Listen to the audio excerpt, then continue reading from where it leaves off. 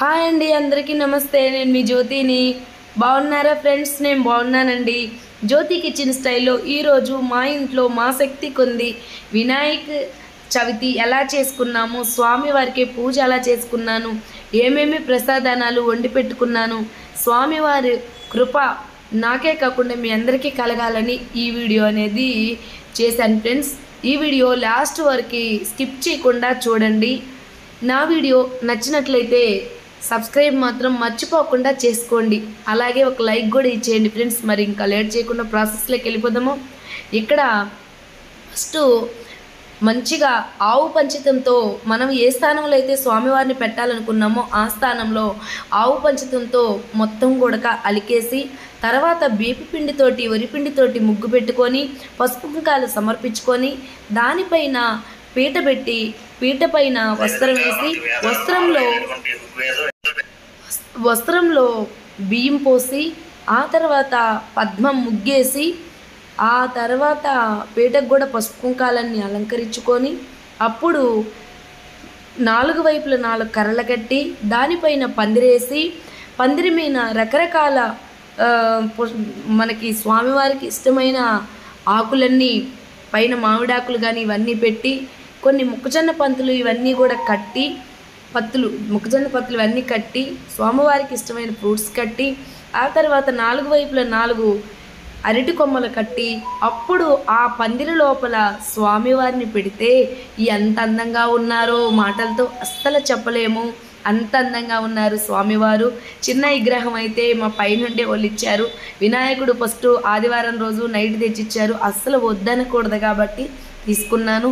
కానీ ఒకరిచ్చిన బొమ్మ మనం పెట్టి చేసేదానికన్నా మన శక్తి కొంది మన డబ్బులతోటి స్వామివారిని కూడా తెచ్చుకొని మనం పూజ చేసుకోవాలట. అందుకనేసి ప్రతి సంవత్సరం నా శక్తి కొంది వినాయక చవితి రోజు స్వామివారి విగ్రహం తెచ్చి పూజ చేస్తాను. కాబట్టి స్వామివారి ఈ సంవత్సరం కొంచెం ఎత్తుగా ఉండేటట్టు, పోయిన సంవత్సరం కన్నా కూడా ఒక పిసరంతైనా ఎత్తుగా ఉండేటట్టు పెట్టుకోవాలట. సంవత్సరం ఎదగాలట కానీ తగ్గకూడదట విగ్రహం. సో అందుకనేసి ఈ విధంగా స్వామివారు కొంచెం పెద్ద విగ్రహం తెచ్చుకొని మంచిగా కమలం పువ్వులతోటి రకరకాల పుష్పాలతోటి 21 పత్రి పెట్టాలి. కాబట్టి స్వామివారికి అన్నీ మనం సాధించడం అసాధ్యం కాబట్టి ఒక 2-3 తప్పించి మిగతా అన్నీ కూడా మ్యాక్సిమం నేను మా డాక్టర్ గారు ఇద్దరము చాలా ట్రై చేసి తీసుకొచ్చి మా శక్తి కొంది స్వామివారికి చక్కగా అటు ఇటు చెరుకు ముక్కలు, స్వామివారికి ఇష్టం కాబట్టి చెరుకు ముక్కలు కూడా పెట్టుకొని స్వామికి ఇష్టమైన నైవేద్యాలన్నీ కూడా చేశానన్నమాట. స్వామివారికి ఇష్టమైన మోదుకులు, బెల్లం పాయసం, పాల తాలికలతో చేసిన పాయసము, తర్వాత వడపప్పు, పానకము, అలాగే అప్పాలు, ఉండ్రాళ్ళు, కుడుములు, తర్వాత స్వామివారికి పొంగలన్నము, తర్వాత పులిహారము, కేసరి ఇవన్నీ కూడా నా శక్తి కొంది స్వామివారికి ఇంకా కొన్ని నైవేద్యాలు అవన్నీ చేసి పెట్టుకున్నాను అనమాట. స్వామివారిని తెచ్చుకొని మన ఇంట్లో పెట్టుకుంటే 3 రాత్రుల వరకు అని కాదు, స్వామివారు ఖచ్చితంగా స్వామి విగ్రహం తెచ్చుకుంటే అది చిన్నదైనా పెద్దదైనా ఏకరాత్రి అనేది మన ఇంట్లో నిద్ర చేయాలట. మరుసటి రోజు 2వ రోజు అవుతుందని చాలామంది అనుకుంటారు. అదేమీ తప్పు లేదంట ఫ్రెండ్స్. ఎందుకంటే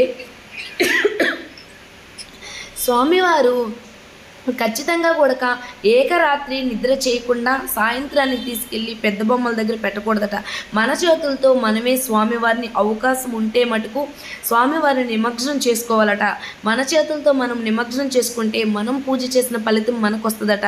అందుకని చెప్పి మా హస్బెండ్ ప్రతి సంవత్సరం కూడా ఆయనే వెళ్ళి సముద్రంలో కానీ లేకపోతే ఒక నదిలో కానీ, ఈ సంవత్సరం అయితే మాకు అవకాశం ఉంది కాబట్టి పారే మన్నేరులో పోయి నిమగ్నం చేసుకొని వచ్చారు చక్కగా ఆయన చేతులతో ఆయనే.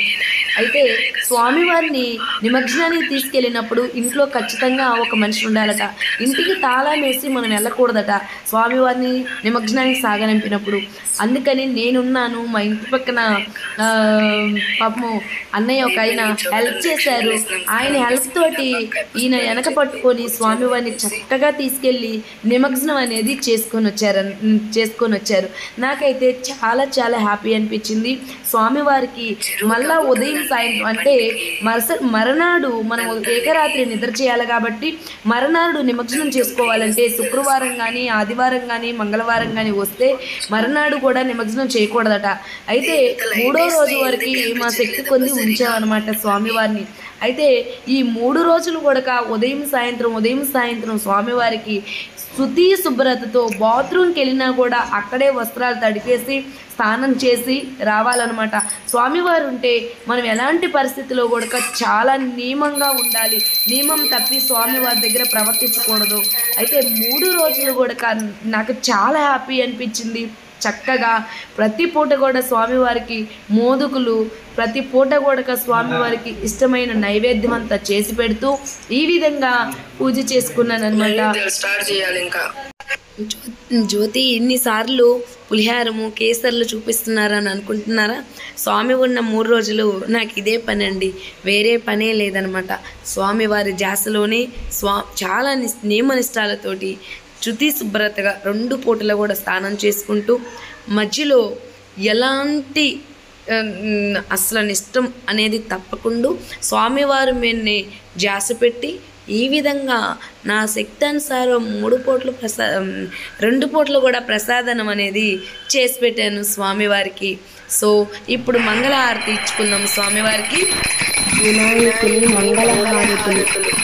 ఓ వజ్జ గణపయ్య బంటు నిన్నయ్యా, ఉండ్రాళ్ళ నీళ్ళకి దండు పంపు, కమ్మని నీళ్ళను కరుపు ముద్ద పప్పును బొజ్జ పెరగ దినుచు పొరల కొంచు. జయమంగళం శుభమంగళం. ఎండి పల్లెమలోన 1000 ముత్యాలు పండగ నీలములు పలబోసి నిండుగాను హారతులు హారములు నడంద వేసుకొని దండుగాను చెట్టు దాళహారతుని. జయమంగళం నిత్య శుభమంగళం, జయమంగళం నిత్య శుభమంగళం. శ్రీమూర్తి అందునకు చిన్నయానందునకు బాసురా సూత్రణకు శాశ్వతానకు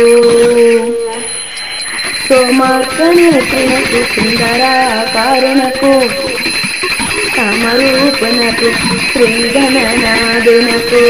జయమంగళం నిత్య శుభమంగళం, జయమంగళం నిత్య శుభమంగళం.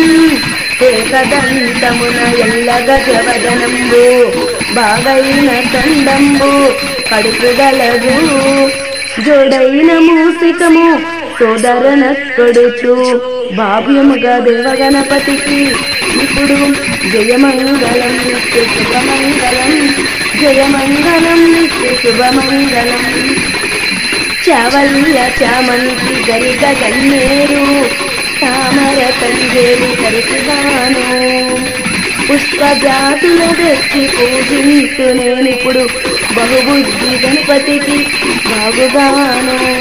జయమంగళం నిత్య శుభమంగళం, జయమంగళం నిత్య శుభమంగళం, జయమంగళం నిత్య శుభమంగళం, జయమంగళం నిత్య శుభమంగళం.